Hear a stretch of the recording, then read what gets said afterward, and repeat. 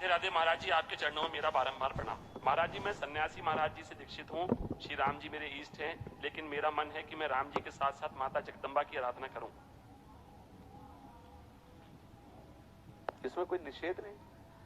राम जी की उपासना में तो कोई निषेध है नहीं। जानकी जी जब राम जी का वर्ण करने जा रही तो जगदम्बा की तो उपासना करती और वो आशीर्वाद देती, मनुजा ही राज्यो मिले सोबर सहज सुंदर शावरो। आहा।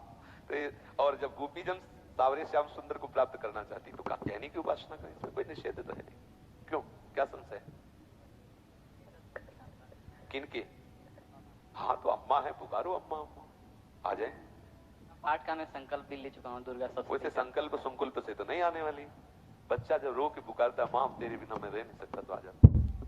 ये हम अपनी बात कह रहा हूं। जब कभी एकांत में विकल हुए, और जब कभी, क्योंकि उसी उपासना से आए ना, और जब कभी एकांत में विकल होकर के हम कभी दुर्गा देवी को कभी देवी नहीं माना, अपनी मां माना है। सदैव हम जब कभी पुकारा है तो अम्बा ही कह के पुकारा, मां बाप के। तो हमने दुलार देखा है, उसी समय देखा है मां का चमत्कार देखा, उसी समय प्यार। अगर देवी को देवी मान के सिद्ध करना चाहे तो बड़े बड़ों के होश उड़ा देगी। अम्बा है।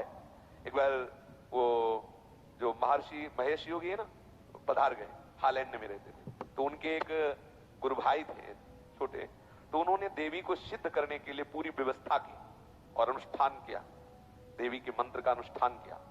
मंत्र का अनुष्ठान पूर्ण होने के पहले परीक्षा होती है। तो एक एकांत पूरा महल, उसमें हर व्यवस्था उनकी थी। जे ही उनकी मंत्र की सिद्धावस्था की तरफ पदार्पण हुआ तो देखा एक मक्खी आई।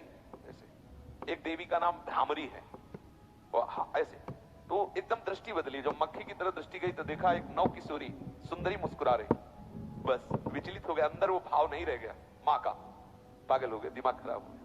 देवी को कोई सिद्ध करना चाहे, जैसे हनुमान जी है, आप सियाराम की भक्ति जाओ, वो आपके बिल्कुल प्यार। अगर सोचे कोई हनुमान जी को सिद्ध कर ले तो निश्चित सब, हमने मतलब ये सब बातें देखी है, भ्रमण की है ना, तब सब ये देखा। आप सियाराम का प्रेम चाहो तो हनुमान जी तुम्हारे बिल्कुल दाहिने खड़े। और अगर हनुमान जी को सिद्ध करना चाहो तो तुम्हारे होश उड़ जाएंगे, नाना याद आ जाएंगे, पक्का बात है। तो ऐसे ही देवी के दर्शन की लालसा हो और देवी को वात्सल्य भाव से पुकारा जाए, क्योंकि जगदम्बा है ना। निश्चित हमने ऐसे एक नहीं सैकड़ों बार ऐसे देखा है कि मां बिल्कुल साक्षात विराजमान है और एकदम बिगड़ी बात को एक मिनट में संभाल दिया, ऐसा। तो अब हमें अभी परसों चिंतन हो रहा था कि देखो अपने अंशी के समीप भेज दिया। ये जितनी देवी शक्तियां हैं ये सब हमारी लाडली जी के अंश है। लाडली जी सबकी अंशी है, रोज प्रमाण देखो मिल रहा है। तो अपनी अंशी श्री जी के चरणों में भेज दिया।